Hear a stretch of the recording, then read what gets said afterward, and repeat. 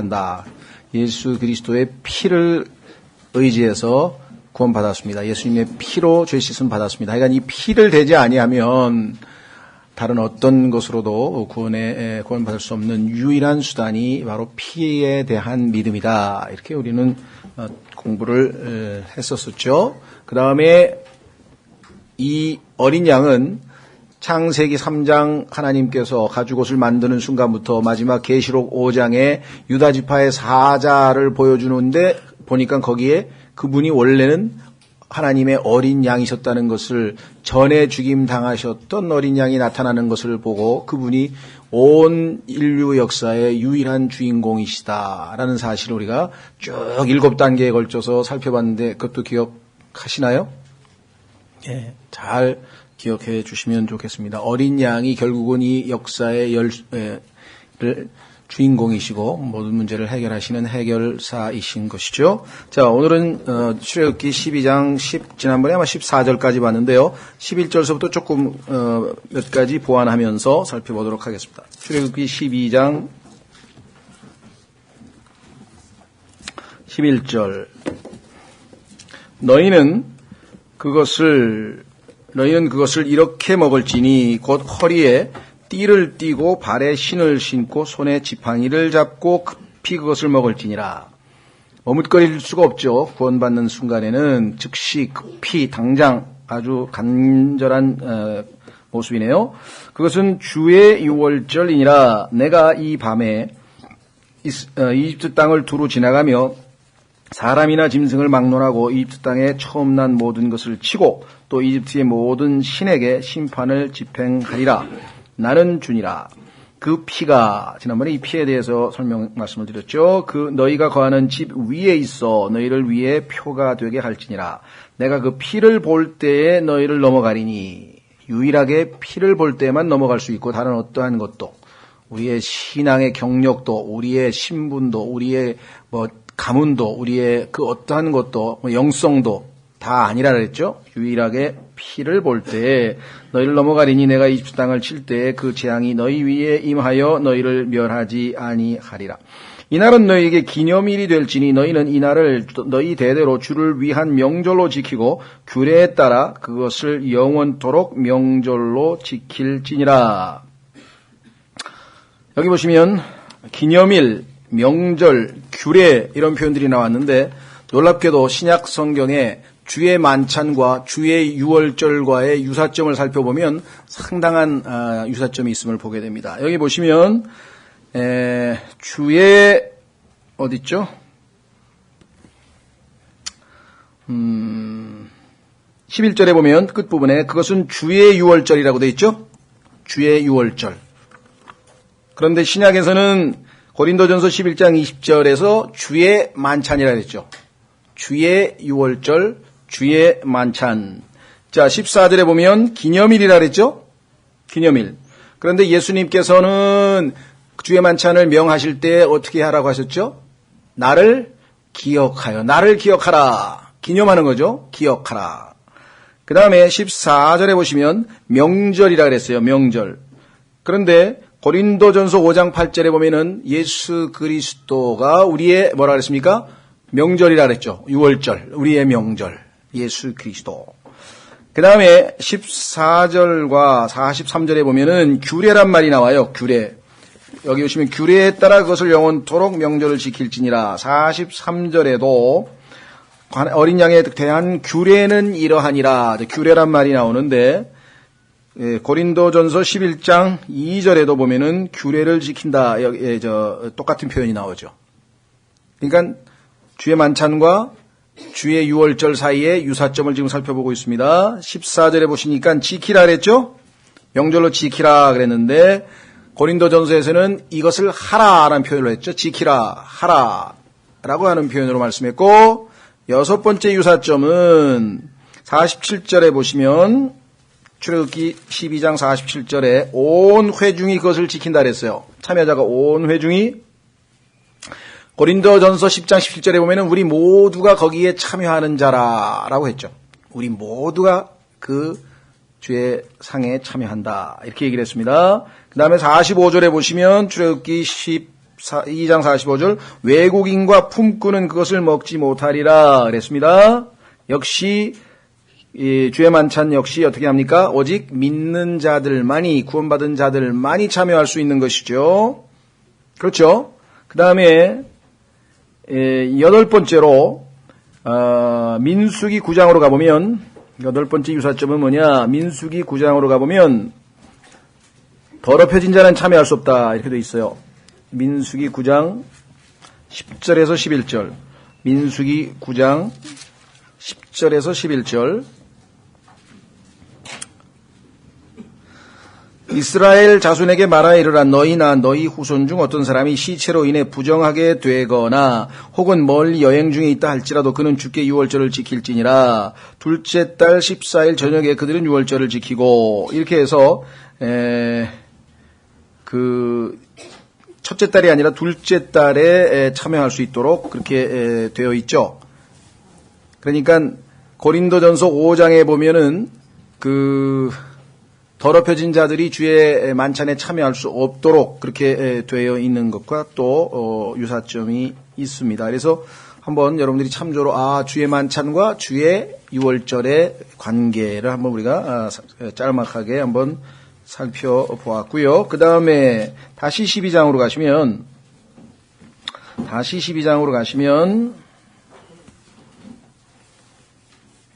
15절입니다. 그렇죠? 12장으로 다시 돌아가시면 15절.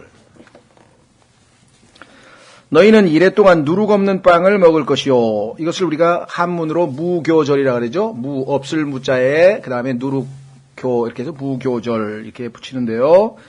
첫째 날에 너희 집에서 누룩을 제거할지니 누구든지 첫째 날부터 일곱째 날까지 누룩 있는 빵을 먹으면 그 혼은 이스라엘에서 끊어지리라. 그래서 누룩 없는 빵을 먹게 되어 있습니다. 16절 첫째 날에 거룩한 집회가 있으며, 자 그러면 이 누룩이라고 하는 것은 성경에서 일관성 있게 항상 두 가지를 예표한다 그랬죠. 한마디로 하면은 첫째는 죄입니다. 그렇죠? 물론 바리새인의 위선 여러 가지로 설명할 수 있지만 한마디로 하면은 죄예요, 죄.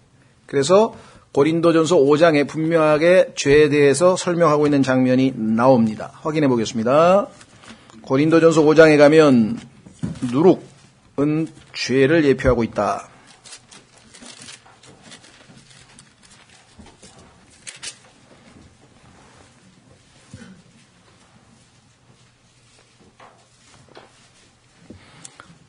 고린도전서 5장 6절에 이렇게 얘기했습니다. 너희가 자랑하는 것이 선하지 아니하도다. 적은 누룩이 온 덩어리를 뜨게 함을 너희가 알지 못하느냐. 조그만 죄가 주님의 몸된 교회 전체를 다 부패시킨다는 것이죠. 그러므로 너희는 누룩 없는 자들인즉 누룩 없는 빵이신 예수님을 우리가 영접해서 누룩 없는 빵이 되었습니다. 새 덩어리가 되기 위하여 묵은 누룩을 제거하라. 우리의 유월절 어린 양 곧 그리스도께서 우리를 위하여 희생물이 되었느니라. 그러므로 우리가 그 명절을 지키되 묵은 누룩으로도 말고 악의와 사악함의 누룩으로도 말며 오직 순수함과 진실함의 누룩 없는 빵으로 하자. 자, 그래서 그리스도인의 삶에 있어서 죄가 있어서는 안 된다고 하는 말씀을 우리가 보게 되는 동시에 마태복음 16장으로 가시면, 마태복음 16장으로 가면 거기는 바리새인들과 사두개인들의 교리, 즉 참된 교리가 아닌 것이 누룩입니다. 마태복음 16장 12절로 가시면, 마태복음 16장 12절 찾으셨습니까? 마태복음 16장 12절. 그제야 그들이 그분께서 빵의 누룩이 아니라 바리새인들과 사두개인들의 교리의 누룩을 조심하라고 명하신 줄을 깨달으니라. 잘못된 교리도 역시 누룩이라고 성경에서 얘기했죠. 자, 그러면 마태복음 13장으로 가보겠습니다. 마태복음 13장에 가면은 천국 비유가 나오는데요. 마태복음 13장 33절. 마태복음 13장 33절. 그분께서 다른 비유를 그들에게 말씀하시되 하늘의 왕국은 마치 어떤 여자가 가져다가 굵은 가루 소말 속에 숨겨 넣어 마침내 전부를 뜨게 한 누룩과 같으니라 하시니라. 주님의 몸된 교회는 여기 나와 있는 것처럼 가루 소말로 반죽을 해서 만든 빵입니다. 그래서 우리가 주의 만찬 때 그 빵이 예수 그리스도의 몸된 몸을 예표한다 그랬죠. 전체 빵. 그래서 그 빵에 조금씩 우리가 쪼개서 먹는 것은 우리가 다 그의 지체의 일부분이니까 그것을 상징적으로 보여주기 위해서 우리가 다 조금씩 떼어 먹습니다. 그러면 그 누룩 없는, 그렇죠? 그 누룩 없는 빵이 바로 주님의 몸된 교회를 예표하는데 거기에 누룩이 들어가서 전부 부패시켰어요. 그렇죠? 그건 지금 예수님은 교회 시대를 예언하고 계십니다. 예수 그리스도께서 가시고 난 다음에 주님의 몸된 이 순결한 교회가, 처음에는 누룩이 없었던 교회가 그 안에 어떻게 누룩이 침투해서 부패해 가느냐. 그래서 결국은 라오디게아 교회 시대가 되었을 때 얼마만큼 완전히 부패한 교회의 모습을 보일 것이냐. 그 얘기를 지금 하고 있죠. 무슨 말이가 되셨죠? 근데 반대로 이해하는 사람들이 있어요. 처음에는 기독교회가 조금 했는데 이게 누룩이 들어가서 점점 커져서 굉장히 기독교가 전 세계에 유명한 종교가 됐다. 이건 이제 진화론적으로 잘못 오해한 것이겠죠. 똑같아요. 예를 들면 그 위에 31절부터 보면 겨자씨 비유도 똑같습니다. 찾으셨습니까? 겨자씨 비유도 그분께서 다른 비유를 들어 그들에게 이르시되 하늘의 왕국은 마치 어떤 사람이 가져다가 자기 밭에 뿌린 겨자씨 한 알과 같으니라. 그것은 참으로 모든 씨 중에서 가장 작은 것이로되, 아마 이스라엘 구경 갔다 온 사람들이 아마 여러분들 그 병에 담긴 노란 겨자씨 깨알같이 작은 거 혹시 구경하셨나요? 네, 그 겨자씨인데요. 그 겨자씨 같은 작은 나무 것이 자란 뒤에는 채소 가운데 가장 커서 나무가 되므로 공중의 새들이 와서 그것의 가지에 깃들이느니라 하시니라. 이건 역시 예수님께서는 예언적으로 처음에 1년생 나물입니다. 겨자씨라고 하는 것은 1년생, 겨자씨만큼의 믿음만 있어도 하고 믿음을 예표하는 아주 순결한 그런 1년생 나물인데, 이게 다년생 나무로 변질이 돼서 이 땅에 뿌리를 받게 됩니다. 주님의 몸된 교회는 하늘에 속한 사람들로 속해 있고 소속이 위에 있는 하나님의 소속인데, 땅에다가 이 땅에서 마치 뿌리를 받고 여기 나와 있는 것처럼 나무로 변질이 되면 거기에 공중의 새들이 와서 가지에 깃들인다 그랬어요. 이것을 마치 전 세계적으로 기독교가 크게 흥왕해서 융성한다, 이렇게 지금 진화론적으로 해석을 하는데 정반대로 해석한 거죠. 공중의 새들은 마귀들이라고 예수님께서 바로 그 앞에서 설명을 하셨잖아요. 그러면 마귀들이 침투해서 온갖 기독교라는 이름을 표방하에 부패한 모습들, 예를 들면 라이온스 클럽도 만들고 그다음에 순복음 실업인회도 만들고 YWCA도 만들고 YMCA도 만들고, 그럼 그 단체들이 다 잘못하는 거냐? 아닙니다. 그 단체들이 하는 일 가운데 인간적으로 보면은 훌륭한 선행이 많아요. 우리나라에서 제일 모범적인 단체들이죠. 제일 봉사 많이 하고. 그러나 그 안에는 하나님의 말씀이 아닌, 그렇죠, 변질된 누룩이 들어가 있는 상태. 다시 말하면 공중의 새들이 와서 그 기독교를 예수 그리스도의 이름으로 하는 봉사들 가운데 얼마나 많이 성경과 상관없이 사람들의 이름을 드높이고 예수 그리스도는 숨겨져 버리는 일들이 벌어지는지 모른다. 그래서 외형적으로 세상으로부터 존경받는 변질된 순결을 상실한 그와 같은 신부의 모습을 예수 그리스도께서 미리 예언을 하신 건데, 이걸 거꾸로 오해를 하면 안 된다는 것이죠. 그래서 지난번에 말씀드린 것처럼 누룩을 긍정적으로 생각해서 막 누룩 성교회도 만들고 막 이렇게 되면 진짜 아주 곤란한 얘기고요. 처음에 겨자씨 같이 작았는데 큰 나무가 됐다. 성경을 아는 사람은 어떻게 겨자씨를 심었으면 겨자나물이 나와야지 나무가 됩니까? 심은 대로 거둔다 그랬고 하나님 말씀에 종류대로 나온다고 창세기에 말씀했는데, 순결한 믿음을 집어넣는데 왜 거기서 변질된 큰 나무가 되냐 이 말이에요. 무슨 말인지 이해가 되십니까? 네. 그래서 이것은 아주 성경적인 기본 원칙이고요. 그래서 누룩은 성경에서 일관성 있게 처음부터 끝까지 다 부정적입니다. 그랬더니 어떤 분들이 성경을 좀 읽으신 분 중에, 그런데 성경에 보니까 누룩을 넣으라는 표현이 나옵니다. 나옵니까? 안 나옵니까? 있어요, 성경에 보면. 자, 확인해 보겠습니다. 성경을 부지런히 공부하시는 분들을 위해서 레위기로 가면, 레위기 23장에 가니까 하나님께서 오순절을 잔치를 주님의 명절인 오순절을 준비하는데 누룩을 넣어서 빵을 만들라 그러시네? 이거 어찌된 일인가? 죄를 집어넣어야 돼, 죄를. 찾으셨습니까? 예, 한번 보세요. 레위기 23장 15절 너희는 너희를 위해 그 안식일 다음 날 곧 너희가 요제 헌물의 단을 가져온 날부터 세워서 7 안식일을 채우고 7째 안식일의 다음 날까지 50일을 세워서 새 음식 헌물을 주께 드릴지니라. 너희는 너희 초소에서 10분의 2 에바로 만든 흔드는 빵 2개를 가져올지니 그것들은 고운 밀가루에 누룩을 넣어 구운 것이요 주께 드리는 첫 열매니라. 에이? 누룩을 넣어 구운 것이요 그랬잖아요.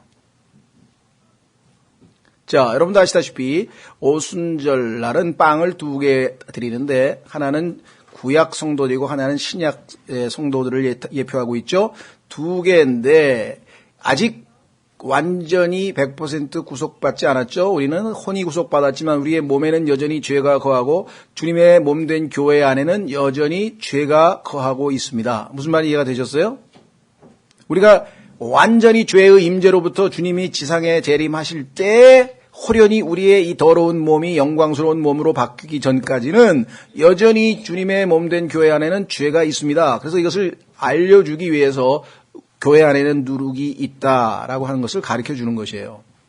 무슨 말이 이해가 되셨어요? 그러니까 여기서 이게 좋은 뜻으로 쓰인 것이 아닙니다. 무슨 말이 이해가 되셨죠? 자, 그래서 다시 우리는 출애굽기로 돌아와서 누룩은 교리의 누룩과 거짓 교리와 그 다음에 죄 이 2가지가 있는데 이것은 주님의 몸된 교회와는 상관이 없지만 완전히 몸이 구속되기 전에는 여전히 우리에게 남아있다라고 하는 것을 성경을 통해서 확인했습니다. 다시 밑으로 내려갑니다. 16절 첫째 날에 거룩한 집회가 있으며 7째 날에도 너희에게 거룩한 집회가 있으리니. 자, 여기서 이 구절을 잘 이해하면 요즘에 얘기하는 성금요일이다라는 말을 쓸 필요가 없죠.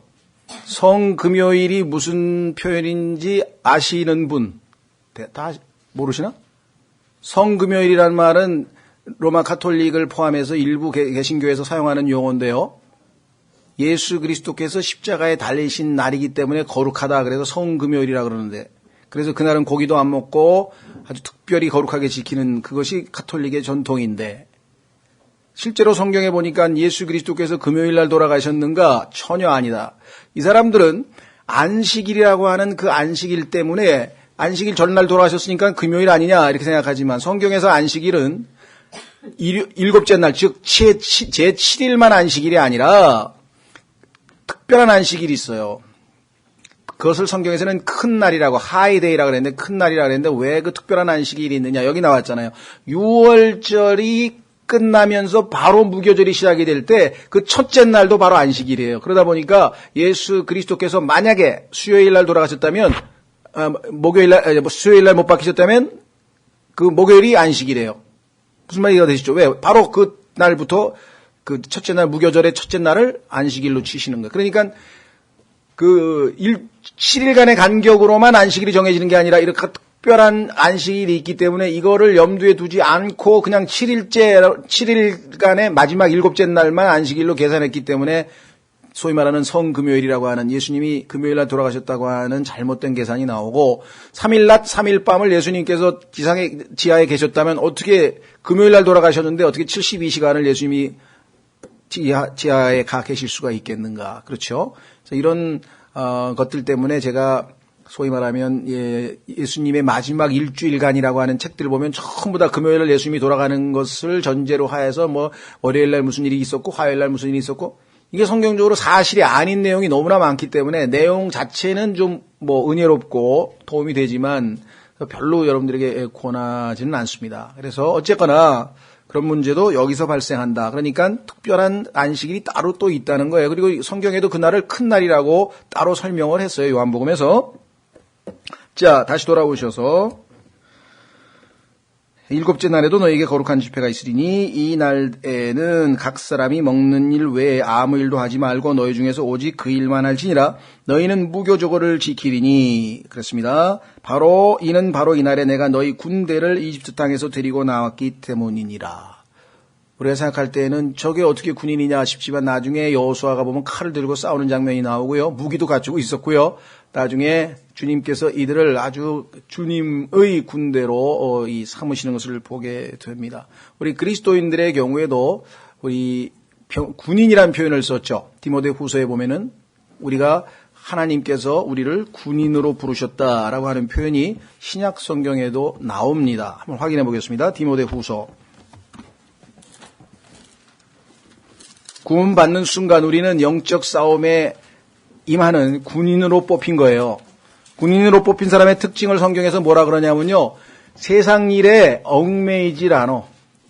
군인은 저 진영에 캠프에 있어서 군대에서 전쟁하고 나라 지키고 그 생각만 하고 있지.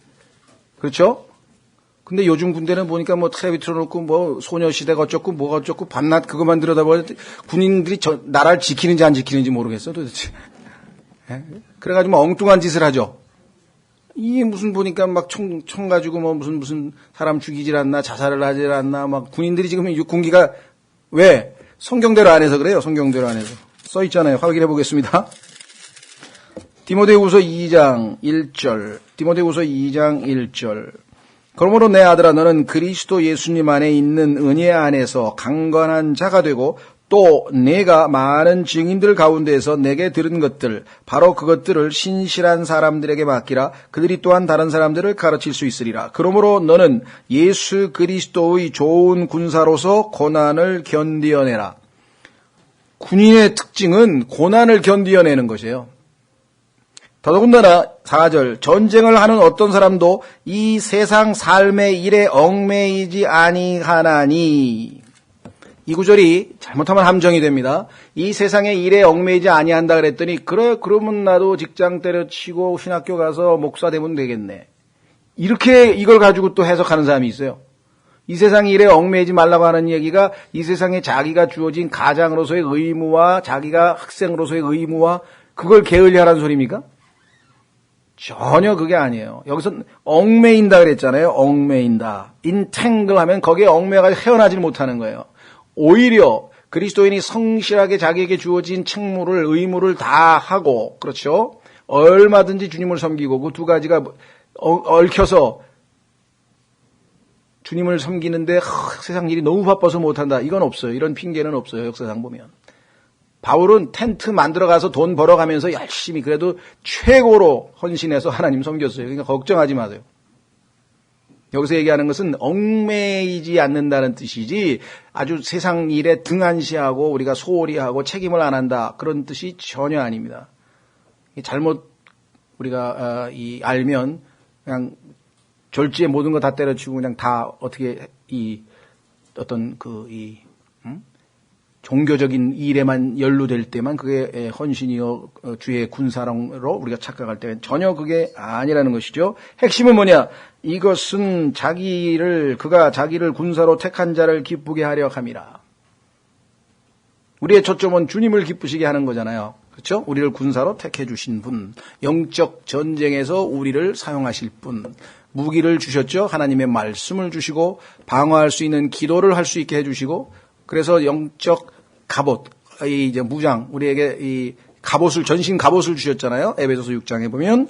자, 다시 돌아오셔서 출애굽기 17절. 너희는 무교절을 지킬지니 바로 이날에 너희가 너희를 군대로 이집트 땅에서 데리고 나왔기 때문이니라. 그러므로 너희가 대대로 이날을 지키되 규례에 따라 영원토록 지킬지니라. 영원토록 지키죠. 18절. 첫째 달 곧 그달 14일 저녁부터 그달 21일 저녁까지 너희는 누룩 없는 빵을 먹을 것이요 이래 동안 너희 집에 누룩이 있지 않게 할지니라. 누구든지 누룩 있는 것을 먹으면 바로 그 혼은 타국인이든지 이 땅에서 태어난 자든지 이스라엘 회중에게서 끊어지리니. 이것도 많은 사람들이 시비를 거는 문장 중에 하나인데요. 왜냐하면 아니 이 땅에서 태어났다는 얘기는 가나안 땅을 얘기하는 것 같은데 아직 가나안 땅 들어가지도 않았는데 이야기를 했느냐. 하나님께서는 얼마든지 예언적 표현을 하실 수가 있습니다. 결코 모순이 되는 것은 아니죠. 너희는 누룩을 넣은 것은 아무것도 먹지 말고 너희 모든 처소에서 누룩 없는 빵을 먹을지니라 하시니라. 혹시 주변에 유대인 친구가 있는 사람들은 좀 어떻게 지키는지 좀 이것 물어보면 아주 극단적 유대인서부터 시작해서 별 희한한 사람들이 다 있어요. 이 누룩 집에서 청소하느라고. 그래서 누룩 없는 빵을 3개를 만들어서 중간에 가운데 빵을 쪼개가지고 또 숨겨놔요. 그럼 그걸 또 찾아요, 애들이. 근데 왜 그러냐? 사실은 예수 그리스도에 관련된 예표예요. 근데 그들은 왜 그런 것 하는지 잘 몰라요. 예수님은 십자가에서 돌아가신 후에 3일 낮 3일 밤을 지하에 계셨거든요. 그 예수님 찾아내야 돼. 뭣도 모르고 막 찾아자. 전통이니까. 그렇죠? 예. 그걸 처음에 그렇게 만든 사람들은 뭔가 알고 의미 있게 사실은 그런 걸 만들었겠죠. 자, 21절. 그때 모세가 이스라엘의 모든 장로들을 불러 그들에게 이르되, 여기 보면 장로가 나와 있네요. 신약과도 무관하지 않는 장로들입니다. 나이가 드신 분들을 보통 우리가 장로들이라 이렇게 얘기를 하는데요. 그래서 신약에서는 이 나이 드신 분들이라고 표현도 하기도 하고, 나중에 사도 요한은 자기를 장로라고도 표현하고 이렇게 얘기를 많이 하죠. 그래서 원래 이 장로라고 하는 용어는 구약 성경에서 나온 용어다. 신약에서는 이 장로들 중에서 교회를 감독하고 임무를 수행하는 사람들은 감독으로서 임명을 해서 그가 합니다. 그러니까 장로들 중에서 오피셜, 공식적으로 임명돼서 뭔가 직분을 수행할 때는 그 사람을 감독의 직분을 한다. 이렇게 같은 거지만 다 장로들이 다 감독의 역할을 하는 건 아니잖아요. 그렇죠? 예. 그래서 그런 용어도 구약적 배경이 있다는 것. 나가서 너희 가족들에 따라 너희를 위해 어린 양을 취하여 그 6월절 어린 양을 죽이고 우슬촉 한 묶음을 가져다가 대야에 담은 피에 그것을 적셔서 대야에 있는 피를 문의 임방과 양옆 기둥에 뿌리고, 자, 문의 임방, 문이 있으면 맨 위가 임방이고 양옆 기둥에 뿌리면 자동으로 십자가가 되죠. 그래서 세 십자가, 예수 그리스도가 제일 높은 중간에 달리셨고 양쪽에 강도가 달렸는데 한쪽 강도는 구원받지 못한 인류를 예표하고 한쪽 강도는 구원받은 인류요. 그래서 제가 지난번에 그림까지 이렇게 설명했던 것 기억나시죠?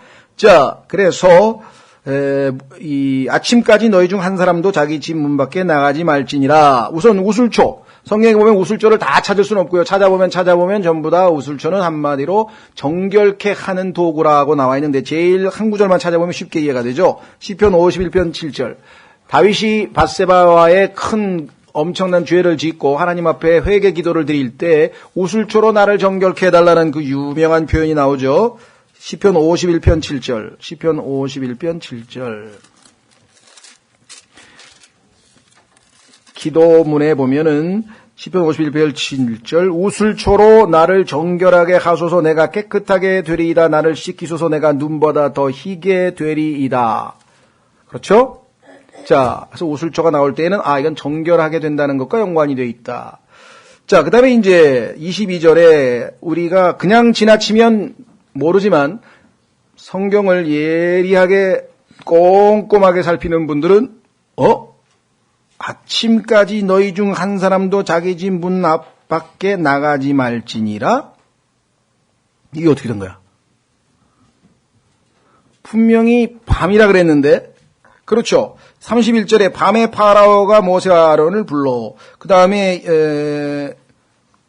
29절에도 한밤중에 주께서 이집트 땅의 모든 처음 난 모든 것, 즉 왕자에 앉은 파라오의 처음 난 자로부터 감옥에 갇힌 자의 처음 난까지를 치시고. 그럼 갑자기 아침으로 바뀌었을까? 자, 지난번에 이스라엘 백성들이 원래 사용하던 달력이 있었는데 주님께서 6월절이 시작이 되면서 첫째 달로 바꿔가지고 갑자기 달력이 바뀌었죠. 마찬가지로 시간도 바뀌게 됩니다. 아시다시피 우리가 사용하는 시간은 밤 12시부터 아침이 시작이 되고 하루가 시작이 되는 거예요. 그렇죠. 하루가 거기서부터 시작이 되잖아요. 근데 유대인들은 저녁 6시부터 하루가 시작이 돼가지고 그 다음 저녁 6시까지가 24시간이 된단 말이에요. 그러면 창세기 1장에서 왜 하나님께서 밤이 되고 아침이 되니 하루더라 이해가 되시죠? 히브리적으로 표현한 거예요. 왜? 히브리인들은 밤서부터 시작이 돼가지고 그 다음에 아침이 되는 게 하루야. 순서가 밤서부터 시작이 하루가 24시간서부터 시작되는 게 아니잖아요.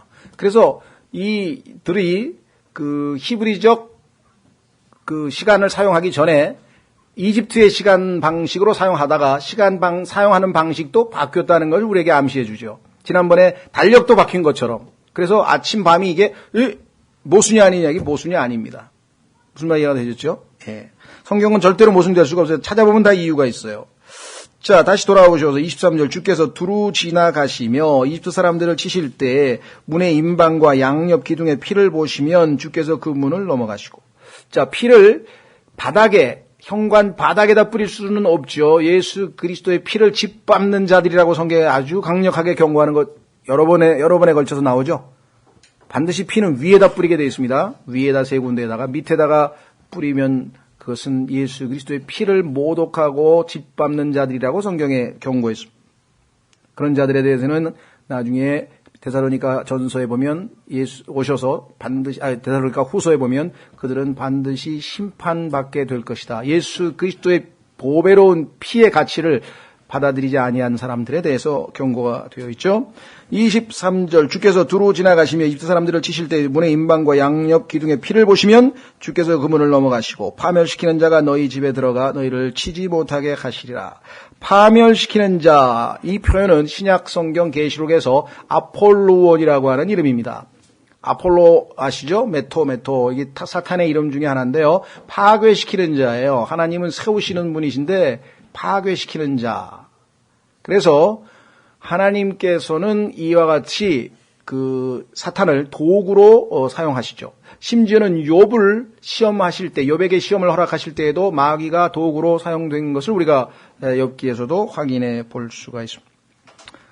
자, 그래서 다시 돌아오셔서 24절 너희는 이것을 너와 내 아들들에게 규례로 삼아 영원토록 지킬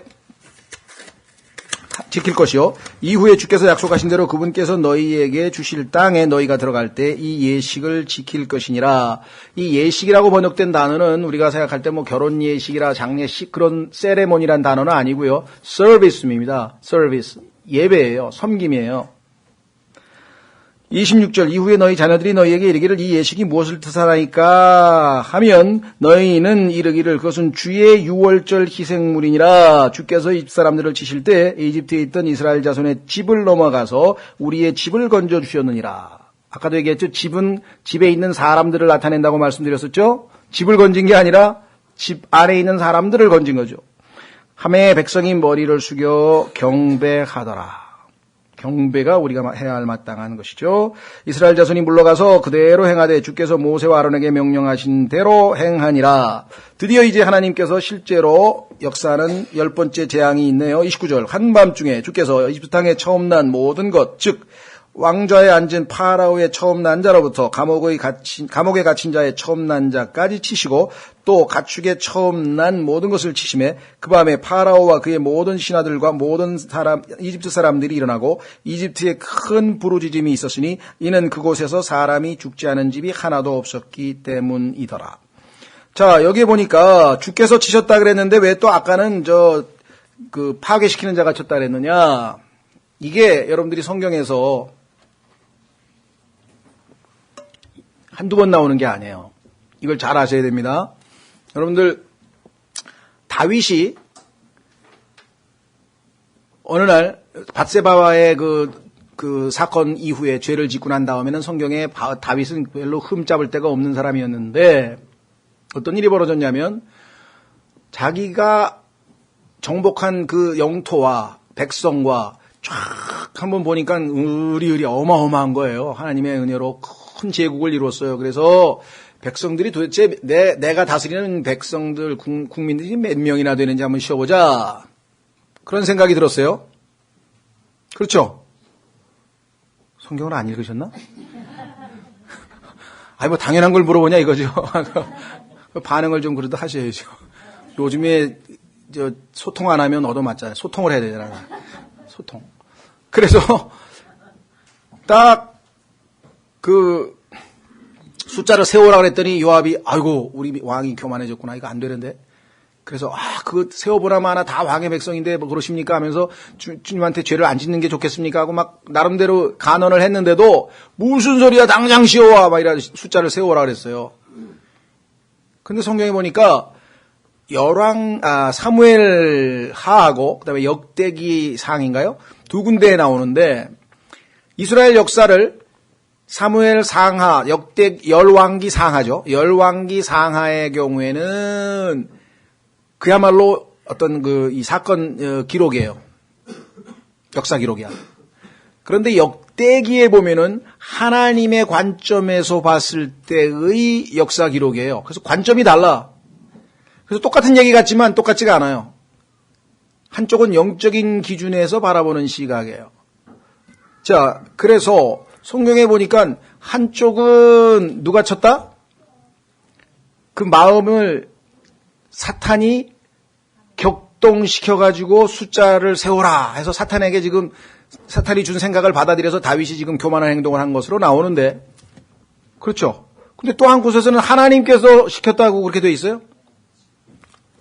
확인해 보겠습니다. 한번 어딘지 모르니까 기억력이 좋은 사람도 한번 찾아보세요. 대상 21장. 예. 역대상 21장 한번 찾아보세요. 역대상 21장. 사탄이 이스라엘을 대적하려고 일어나 다윗을 선동하여 이스라엘의 수를 세게 하니라. 자, 그러면 사탄이 지금 선동시킨 거네요. 그렇죠. 하나님이 보시면 정확하게 판단하고 계시죠. 그런데 사람들은 어떻게 생각했습니까? 사무엘하 24장. 사무엘하 24장에 보면은 다르게 써 있어요.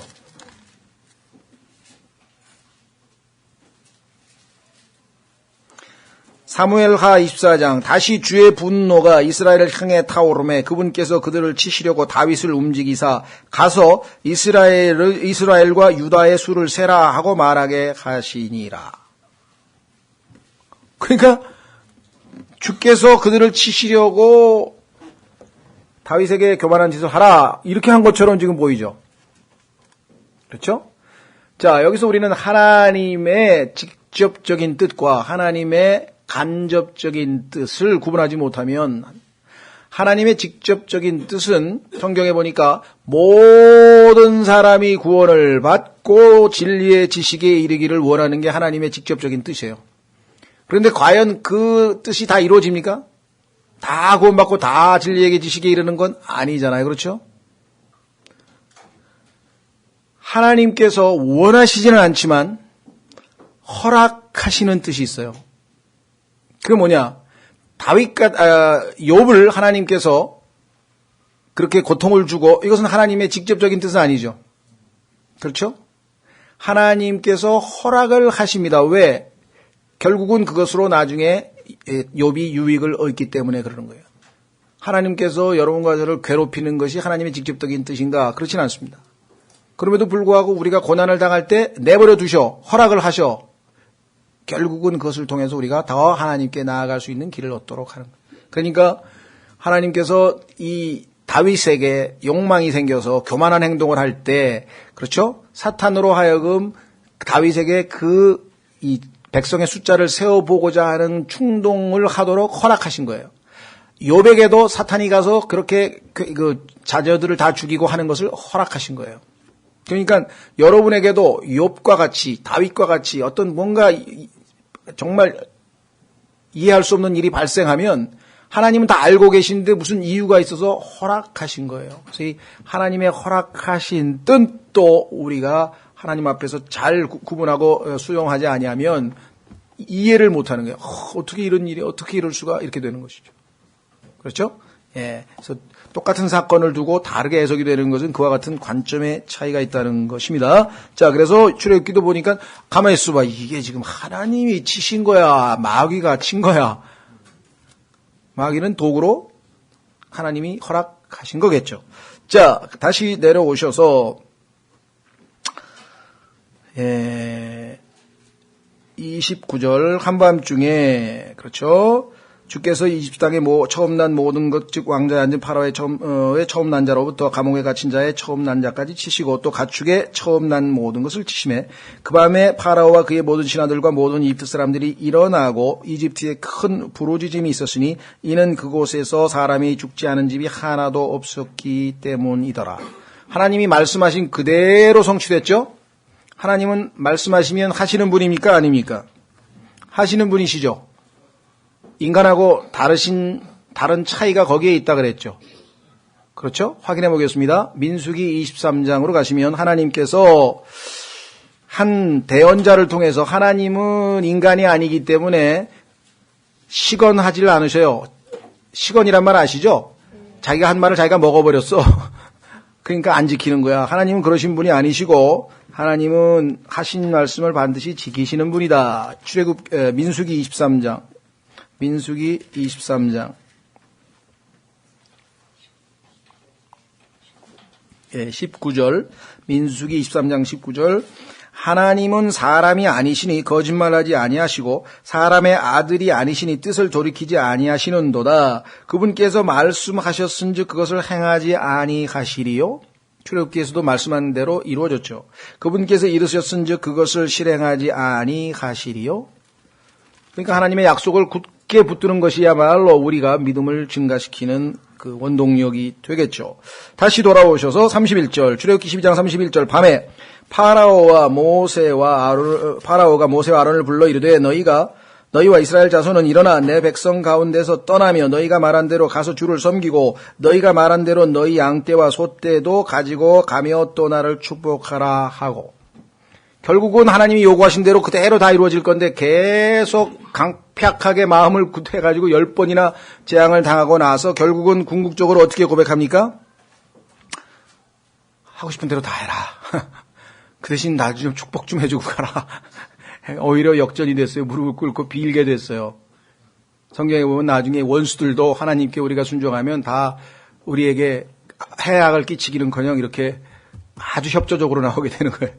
하나님께서. 그러니까 여러분을 괴롭히는 사람이 있어도 두려워하지 마요. 하나님이 무슨 이유가 있으니까 나를 괴롭히라고 허락하겠지. 계속 믿음으로 순종하고 나가다 보니까 어느 날 그 사람이 와가지고 너무 이상하게 고분고분한 거예요. 이게 왜 그래? 이거 위선인가? 무슨 작전인가? 아니에요. 하나님께서 마음을 돌이켜놨어. 그렇게 날 미워하던 사람이 갑자기 잘해줘. 그런 일이 허다합니다. 직장 생활에서도 나를 괴롭힌 사람은 축복해주라 그랬잖아요. 오히려.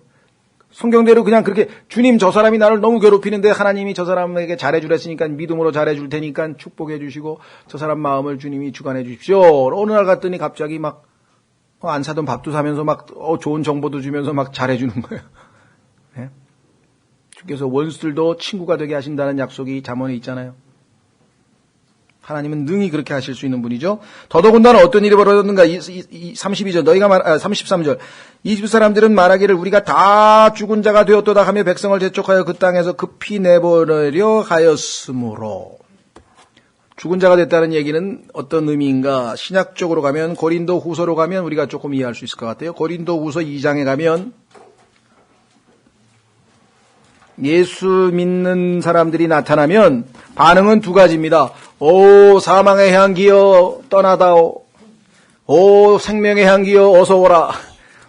예수 그리스도를 믿고 구원받은 하나님의 자녀들은 오 환영합니다 형제님. 생명의 향기가 나는군요. 좋은 냄새입니다. 어서 오세요. 그런가 하면 반대로 하나님을 미워하고 싫어하는 사람들은 오 죽음의 냄새 사망의 향기가 나타났다. 피하자. 다 도망가 버려. 그죠? 자, 고린도후서 2장 보세요. 고린도후서 2장 14절. 고린도후서 2장 14절. 항상 우리를 그리스도 안에서 승리하게 하시고 우리를 통해 모든 곳에서 그분을 아는 냄새를 풍기게 하시는 하나님께 이제 감사하노라. 미국에 가면요. 한국 사람 다 안 돼요. 미국 사람들이. 마늘 냄새. 아이고 풍기는구나. 그렇죠? 그럼 미국 사람들은 어떡합니까? 다 도망가죠? 한국 사람들은 어우 반가워. 마늘 냄새 왔네. 똑같아요. 여기 써 있잖아요.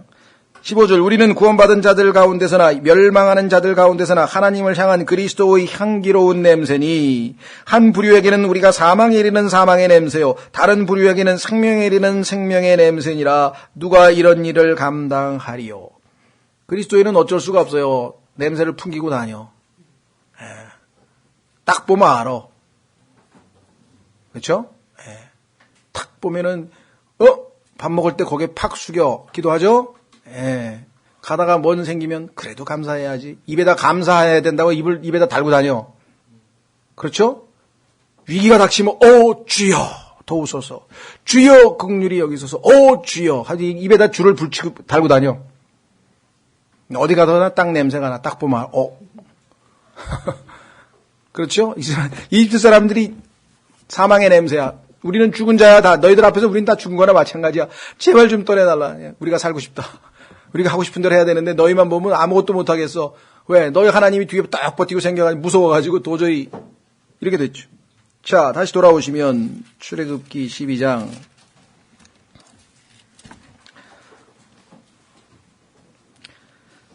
하며 백성을 재촉하여 그 땅에서 급히 내버려내 하려으므로 빨리 좀 떠나달라는데 어떻게 해야 돼요? 빨리 좀 떠나달라 그러면 뇌물을 써야 될 거 아니야. 야, 금목걸이 주고 야, 금반지 줄 테니까 제발 좀 가라 그랬어요. 자기들이 자발적으로 줬어. 34절. 반죽이 발효되기도 전에 백성이 자기들의 반죽과 빵 반죽 그릇들을 가져다가 옷에 묶어 어깨에 매니라.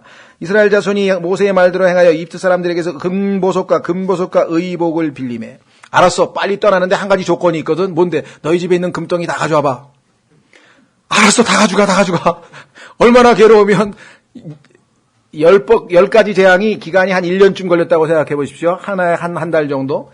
그러면 그 1년 동안에 이집트 사람들은 정말 죽을 맛이죠. 한마디로 세상 말로 하면 죽을 맛일 거 아니에요. 그 상황에서 무슨 금덩어리가 필요하고 뭐가 필요해. 다 가져가라는 거야. 다 가져가라는 거야. 제발 좀. 하나님께서 정말 아주 너무나 놀라운 방식으로 일을 처리하시죠. 자, 그랬더니 야, 이건 잘못됐다. 무슨 빌렸냐. 이거는 아니다. 뭐 요구했다로 고치자. 뭐 이래가 다 고쳐놨어요. 아주 상당히 건실한 사람들도 다 뜯어 고쳤어요. 성경은 이해가 안 되면 그냥 하나님 잘 모르겠습니다. 이게 갑자기 빌린 거라고 돼 있죠. 이게 빌린 건 내가 아무리 봐도 안 빌린 것 같은데. 지난번에 말씀드렸죠. 나중에 이집트 왕이 이스라엘 왕국 쳐들어와가지고 싹 가져갔다 그랬죠. 다 가져갔어요. 다 갚았어요. 하나님은 무슨 아무런 이유 없이 54명, 그 중에서 나중에 47명의 이 박사들이 어렸을 때부터 히브리어와 헬라어를 모국어처럼 구사하는 능통한 세계 최고의 석학들을 하나님께서 47명을 모아서 7년에 걸쳐서 킹제임스 성경을 번역을 했는데 그 사람들이 히브리 단어에 요구하다 또는 부탁하다를 몰라서 빌리라고 썼겠습니까? 여기다가? 이유가 있으니까 빌리다로 썼을 거 아니에요. 왜? 하나님께서 빌리다라고 썼으니까 빌리다라고 쓸 수밖에 없지. 이해가 되세요? 여기에서 하나님의 성경에 대한 마음 자세가 결정되는 거예요. 얼마나 이 성경학자들이 굉장히 교만한지 탁보다 이렇게 안타까운 번역이 성경 강의하는데 굉장히 성경을 강의를 잘해. 그래서 열심히 들었어. 그랬더니 킹제임스 성경에 너무나 안타깝고 불행한 번역이 하나 나왔습니다. 빌리다니요. 이게 어찌 빌리는 겁니까? 요구한 거지. 하고 자기가 성경을 막 뜯어 고쳐. 여러분 어떠세요? 와, 대단한 성경 실력이다. 세상에서는 신학생이고 학생들이고 다 그렇게 받아들여요. 여기에서 모든 문제가 발생하는 거예요. 하나님의 말씀 앞에 이해가 안 되더라도 하나님, 저는 이해가 안 됩니다. 근데 빌리다라 그랬으니까 저는 그냥 믿겠습니다. 근데 왜 빌리답니까? 하고 물어보는 게 낫지. 어디서 자기가 무슨 권위로 하나님의 말씀을 뜯어가지고 빌리다가 뭐야? 이게 말이 돼? 빌리다의 데피니션도 모르나? 이게 뭐야 이게? 여기에서 성경에 대한 마음 자세를 하나님이 보시는 거예요. 이해가 안 돼도 있는 그대로 믿는 것을 바이블 빌리버라 그러는 거예요. 우리 다 알고 믿는 거 아닙니다. 너무나 모르는 게 많아요. 믿는 거예요.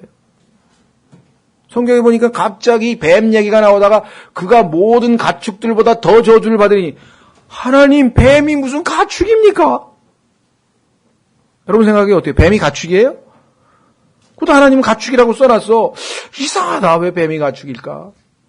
그 나중에 성경에 가보니까 에스겔서 1장, 에스겔서 10장, 계시록 가보니까 뱀이 나중에 보니까 누구랑 관련이 돼 있어? 그룹이 관련돼 있는데 가만히 보니까 그 그룹이 전부 다 뭐예요? 4가지 모양 중에 소가 있어. 발굽이 갈라진 게 나타나. 그래서 이게 소와 관련이 돼 있어. 그래서 금송아지를 만들었어. 아론이. 그리고 힌두교에서 소를 섬기고 나중에 보니까 이 소를 신으로 섬기는 사람들이 한둘이 아니야? 쫙 나중에 가보니까 그래서 하나님께서 가축이라는 용어를 쓰셨구나. 이게 뭐 이유가 있었구나. 그렇죠? 그러니까 처음에 이해 안 됐던 모든 구절들은 다 하나님께서 나중에 때가 되면 다 알려주시는 거예요. 이게 빌려도 마찬가지예요. 왜 빌려주셨을까? 이상하다. 나중에 보니까 다 도로 갚았어. 하나님 보시기에는 결코 요구하고 무리하게 뺏어간 게 아니야. 빌린 것이지. 그건 하나님의 판단이야. 그래서 이해가 안 되더라도 그냥 써. 빌린다고 써. 순종한 사람들이 빌리다로 정확하게 나오는 거예요. 더 한 구절 이왕 얘기가 나왔으니까 성경에 보면은요. 예수 그리스도를 겉이라고 해서 겉. 거룩한 것. 오, 어떻게 예수님을 거룩한 것이라 그래? 안 돼. 거룩한 분으로 고치자. 다 고쳐놨어요. 확인해 보겠습니다. 누가복음 1장. 이건 하나님의 말씀에 대한 자세와 태도를 우리가 문제 삼는 거예요.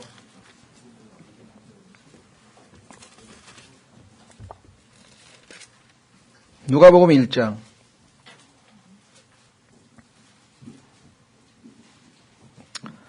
(35절) 누가복음 1장 35절.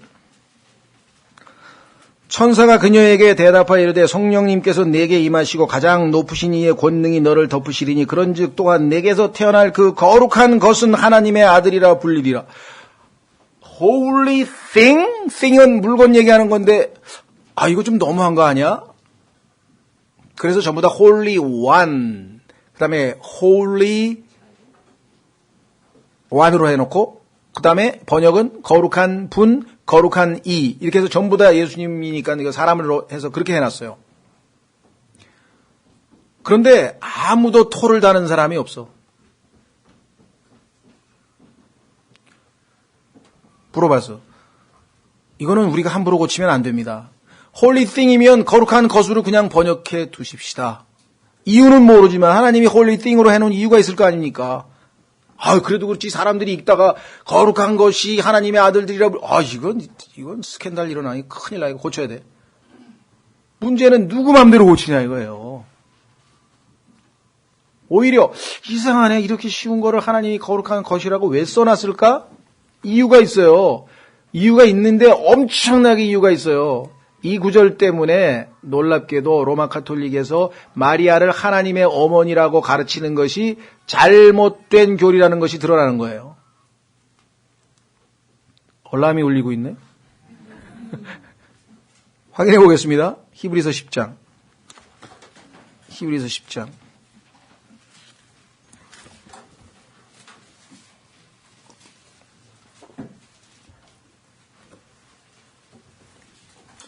(5절) 히브리서 10장 5절. 그러므로 그분께서 세상에 들어오실 때 그분은 그럼 누굽니까? 예수님이시죠? 예수님이 이제 세상에 들어오십니다. 2000년 전에 이제 드디어 세상으로 셋째 하늘에서 내려오시려고 준비를 딱 하고 계셔요. 이르시되, 근데 예수님이 뭐라고 얘기했냐면 희생물과 건물은 주께서 원치 아니하시고, 주는 아버지 하나님을 얘기합니다. 희생물과 건물은 주께서 원치 아니하시고 오직 나를 위하여 한 몸을 예비하셨나이다. 내가 몸이 필요하니까, 전능하신 하나님인데 육체가 필요하니까, 그래야 인간의 모습으로 나타나야 되니까 그 몸을 어디에다 예비해놨느냐? 마리아라고 불리우는 한 유대 여인의 태 안에다가 예비해 놨습니다. 아버지시여. 그러니 그 몸이 분입니까? 인격을 가진 거룩한 분입니까? 거룩한 것입니까? 하나님께서 따로 떼어놓으신 그 무엇? 몸. 마리아의 몸 안에 있었던 것은 하나님의 하나님의 아들이 아니라 하나님의 아들이 사용하실 몸이 들어있었어요. 몸이. 그래서 그것은 거룩한 것이지 거룩한 분이 될 수가 없어요. 이해가 되세요? 하나님은요, 우리하고는 차원이 다른 정도의 철저하신 분입니다. 1.1획도 성경은 손댈 수가 없어요. 어딜 하나님이 빌린다 그랬는데 자기 맘대로 요구한다, 무슨 부탁한다는 막 뜯어고치고, 어딜 하나님께서 것이라고 써놨는데 자기 맘대로 분이라고. 이게 성경에 대한 우리의 태도예요. 무슨 말이 이해가 되셨습니까? 하나님이 원하시는 것은 하나님의 말씀의 권위 앞에 우리가 그런 태도를 갖기를 원하시는 거예요. 이해가 안 되더라도 일단 믿는 거야. 거룩한 것? 나중에 보니까 하나님께서 몸을 마련해 주셨으니까. 자, 다시 돌아옵니다. 그래서 빌린다가 결코 틀린 게 아닙니다. 킹제임 성경을 웃으면서 비웃었어요. 사람들이 전부 다. 이게 뭐야 빌린데. 이게 무슨 빌리는 거야. 하나님이 빌린다 그러면 빌린 거지. 그거 왜 빌리는 게 아니에요. 그렇죠? 나중에 하나님께서 내가 성경에서 뜯어 고치라 그랬어 말라 그랬어. 예, 성경 뜯어 고친 사람은 다 하나님 앞에 그거에 대해서 이실직고 하도록 돼 있어요. 하나님은 자기 성경에 손댄 사람을 절대로 가만 놔두지 않습니다. 영원토록 1.1획도 변함없이 하늘에 세워질 그 말씀을 어디다 감히 손을 대냐. 이건 뭐 보통 심각한 얘기 아니에요. 그러니까 6만 군데에다가 손을 댄 그 성소들을 가지고 있는 거는 정말 불행한 일이었어요. 그러나 허락하신 일이었죠. 아까도 얘기했지. 하나님의 허락하신 일이었죠. 그러나 또 하나님은 너무나 은혜롭게도 지금으로부터 10여 년 전에 우리에게 이 성경을 주셨잖아요. 그리고 이 성경을 알아보고 믿게 된 우리는 그 중에서 또 특권을 얻은 셈이죠. 많은 것을 받으면 또 많은 것을 요구하신다고 말을 잊지 마십시오. 특권만 누리고선 의무는 없는가? 그렇지는 않죠. 자, 다시 돌아옵니다. 주께서 36절 이 집사람들의 눈앞에서 백성에게 호의를 베푸사 그들이 요구하는 것들을 그들이 빌려주게 하셨으므로 그들이 이 집사람들을 노략하였더라. 이스라엘 자손이 람셋에서 떠나 숫곳에 이르렀는데 아이들 외에 걷는 남자가 약 60만 명이 되었으며, 여기에서 아이들 외에 걷는 남자라고 했을 때 이 남자라고 하는 단어는 man이라고 하는 단어인데, 영어에 man이라고 하는 단어는 남자라는 뜻 1차, 2차적으로는 어른이란 뜻이 있어요. 그래서 미국 사람도 해석이 두 가지입니다. 이거를 어른이라고 보는 사람이 있어요. 그래서 어른이 60만 명이면 애가 한 120만 명에서 한 180만 명, 200만 명쯤 될 거다 생각하시는 분이 있고, 남자로 해석하면 여자도 한 60만 명 되면은 애들 치면 뭐 더 이렇게 돼요. 근데 여기서 암시가 아이들 외에 걷는 어른이 약 60만 명이 돼요. 이게 좀 더 자연스러운 것 같죠? 그렇다고 그게 유일한 답이냐는 또 아니야. 맨이 남자가 1차적인 의미가 있으니까. 그래서 미국 사람들도 두 가지 해석을 하더라고요. 어떤 사람은 이게 남자로 해석하고 어떤 사람은 어른으로 해석하고. 그래서 저도 그냥 우리 써있는 대로 그냥 뭐 이럴 수도 있고 저럴 수도 있다. 답은 없어요. 어쨌거나 엄청난 수예요. 아무리 적게 잡아도 200만 가까이 돼요. 38절 섞인 무리와 양떼와 소떼와 심히 많은 가축도 그들과 함께 올라왔더라. 여기에 문제가 되는 게 섞인 무리에다가 동그라미를 딱 쳐놓으십시오. 이집트 사람들 중에서 탁 보니까 1, 2 붙는 게 좋겠다 그러죠. 여러분들 그런 사람들 있죠. 요즘에 보니까 선거철만 되면 가만있어 봐. 1, 2 붙는 게 낫는가 절로 붙는 게 낫는가 이거 따지는 사람이 있는데, 1, 2 붙는 게 낫겠다 싶어가지고 이집트에 남아있느니 차라리 이들 따라가자. 확실하게 예수 그리스도를 영접하고 구원받은 건 아닌데, 사람들 예수 믿는 사람들 보니까 뭐 말도 좀 이렇게 온화한 것 같고, 나를 속일 것 같지도 않고 좀 괜찮아, 이득이 될 것 같아. 나중에 보험할 때 좀 보험 하나 들어달라고 하면 들어주지 않을까? 뭐 이러고 이제 쫙 계산해가지고 쫓아야 돼. 요런 사람을 믹스드 멀티튜드라 그래요. 믹스드 멀티. 요런 사람들 때문에 교회가 부패하는 거예요. 나중에 요 사람들이 탐심을 해가지고 이집트로 돌아가자 말자 뭐 난리를 쳐가지고서는 크게 일이 벌어졌어요. 그러니까 교회 그냥 아무나 막 데려오지 마시고, 데려오면 확실하게 소속을 이쪽으로 해야지 어정쩡하게 해가지고 나중에 교회 문제 생기면 뭐 꼭 그래서는 아닙니다만, 그래서 교회 간판 안 붙이는 거예요. 제대로 알고 심사숙고해서 찾아오라는 얘기지, 간판 보고 그냥 지나가다가 들리면 안 돼. 그런 식의 안 돼. 그건 아니고. 자, 확인해 보겠습니다. 민수기 11장 4절. 민수기 11장 4절. 딱 이걸 모세가 눈치챘으면 안 돼! 하고 딱 저지를 했어야 되는데, 따라오겠다는 사람도 막을 수도 없잖아요. 민수기 11장 4절. 그들 가운데 섞여 사는 무리가 탐욕에 빠지매 이스라엘 자손도 다시 울며 이르되 누가 우리에게 고기를 주어 먹게 할까? 이스라엘 자손을 믿음에서 떠나게 하는 행위를 촉발시킨 사람들이 바로 요 사람들이에요. 항상 우리 주변에는 이런 사람들을 마귀가 꼭 붙여놓습니다. 그걸 조심하셔야 돼요. 판단하거나 뭐 미워하거나 이건 아니지만 항상 경계하고 있어야 돼요. 언제 어떤 일이 벌어질지는 아무도 모르죠. 악한 같은 사람이 꼭 있습니다. 가론 유다 같은 사람이 꼭 있습니다. 안에 꼭 있어요. 느헤미야 13장에도 보면은 섞인 자들을 제거하는 대대적인 정화 작업을, 숙청 작업을 느헤미야가 벌이고 있는 것을 보셨어요? 여러분들, 공산당에서 왜 사상이 트릿한 사람 다 숙청하는 줄 아세요? 성경에서 배운 거예요. 사상이 트릿한 사람이 있으면 공산당이 똘똘 뭉치질 못해. 그렇죠? 그래서 숙청하는 거예요, 그 사람들은. 아주 골수로 남게, 골수만. 자, 느헤미야 13장에 보시면 거기에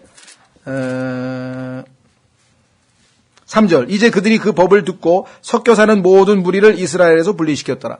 느헤미야가 개혁을 추진하는데 방해가 되고 항상 뒤통수를 치고 뭔가 문제를 일으키는 무리들이 섞여 사는 무리들이었어요.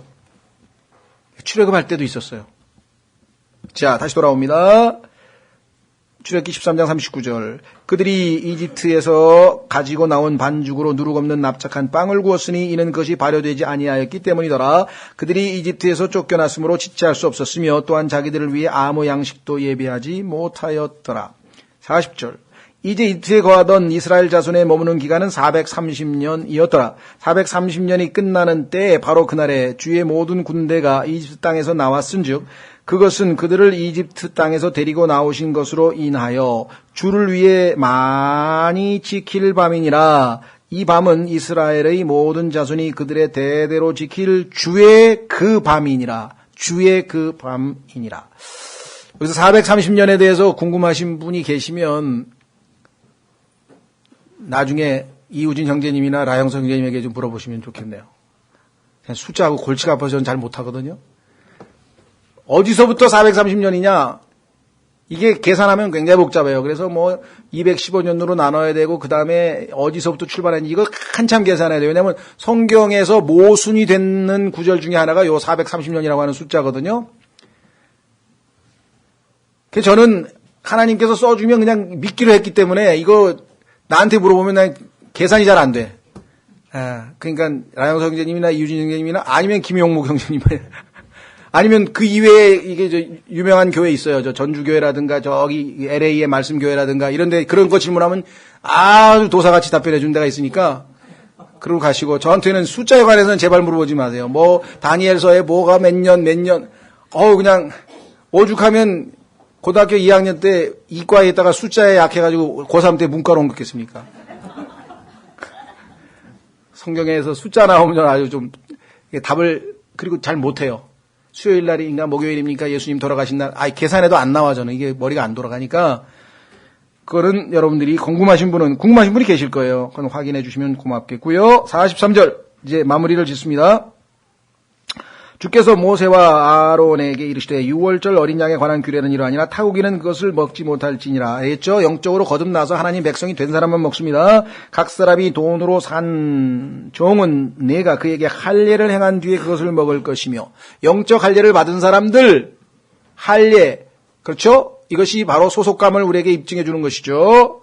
영적 할례. 이건 골로새서 2장에 나오는데요. 손으로 하지 아닌 할례 이것은 구원받는 순간에 일어나는 하나님의 영적 활동이라 그랬어요. 45절 외국인과 품꾸는 것을 먹지 못하리라. 한 집에서 그것을 먹되 너는 그 고기를 조금이라도 집 밖으로 가지고 나가지 말고 집 밖으로 가지고 나가서는 안 됩니다. 그렇죠? 함께 주 안에서 집 안에서 주님의 몸된 교회 안에서 형제들과 함께 해야지 거룩한 것을 진주에게 던져가지고는 곤란한 얘기다. 너희는 그것의 뼈를 꺾지 말지니라. 이스라엘 온 회중이 하나가 돼서 그것을 지킬지니라. 타국인이 너와 함께 머물며 주께 유월절을 지키려 하거든 그에게 속한 모든 남자가 할례를 받은 뒤에야 반드시 이스라엘 백성에게 속한 확증이 있어야만 비로소 그가 가까이 와서 그것을 지킬지니라. 그는 이 땅에서 태어난 자같이 될지니 할례 받지 않은 자는 그것을 먹지 못하리라. 집에서 태어난 자에게나 너희 가운데 머무는 타국인애가 한 법을 적용할지니라 하셨으므로. 우리나라에도 와 있는 사람들 보면 외국 분들 많죠. 그런데 우리 이 나라 사람들 중에는 우리나라 사람에게는 8시간 노동하면 뭐 100만 원 주고 중국 사람한테는 80만 원 주고 뭐 네팔 사람에게 50만 원 주고 막 이런 사람 있잖아요. 이거 안 돼요. 그 한 법을 정해요. 잘못됐습니다. 똑같은 법을 적용해야 돼요. 하나님 앞에서 우리가 정직하지 못한 겁니다. 다 똑같이 줘야 되는데 그럼 뭐 우리나라 노동자 쓰지 외국 노동자를 모았습니까? 이렇게 되는 거죠. 사실은. 그래서 그 다음에 뭐 의료보험도 안 해주고 하여간 이 편법이 너무나 심한데요. 성경에 보면 너희도 이집트에서 나그네였던 것을 기억하라고 항상 얘기하고 있는 것을 보죠. 실제적으로 사회적 약자의 보호와 관련도 되어 있습니다. 50절 이스라엘의 모든 자손이 이같이 행하되 주께서 모세와 아론에게 명령하신 대로 그들이 행하였더라 순종했습니다. 51절 바로 그날 주께서 이스라엘 자손을 그들의 군대대로 이집트 땅에서 데리고 나오셨더라. 한 구절 찾고 마치겠습니다. 출애굽기 15장 3절로 가면 하나님께서 자신을 소개하는데 용사라고 소개를 하세요. 용사. 자, 출애굽기 15장 3절. 전사라고 번역했군요. 죄송합니다. 전사. 주는 전사시니 주가 그분의 이름이로다. 여기 보시면 Man of War. 전쟁은 하나님께 속해 있나니 라는 말씀이 성경에 있죠. 두려워할 거 없어요. 북한이 뭐 미사일 아니라 뭐 핵미사일 100개를 터뜨려도 전쟁은 하나님께 속해 있어요. 그렇죠? 네. 절대로 두려워할 것 없다고 하는 것, 영적이든 육적이든 모든 전쟁은 하나님께 속해 있고 전쟁의 승패도 하나님께 달려 있고 여기 보시면 Man of War. 그래서 이스라엘 백성들이 오합지졸 같지만 하나님께서는 그들을 armies, 군대들이라고 묘사하고 있음을 보게 됩니다. 그렇죠? 그래서 우리가 군대라고 하는 거 아까 살펴봤는데요. 에베소서 6장에 가면은 전신 갑옷을 입어야만 우리가 영적 군사로서의 준비를 갖추게 되는 것이겠죠. 자, 그래서 우리는 이제 이 출애굽기 12장을 간단하게 짧게 마무리를 짓고 이제 다음 시간에 13장으로 넘어가겠습니다. 13장. 오늘은 여기까지 하겠습니다. 다 같이 일어나셔서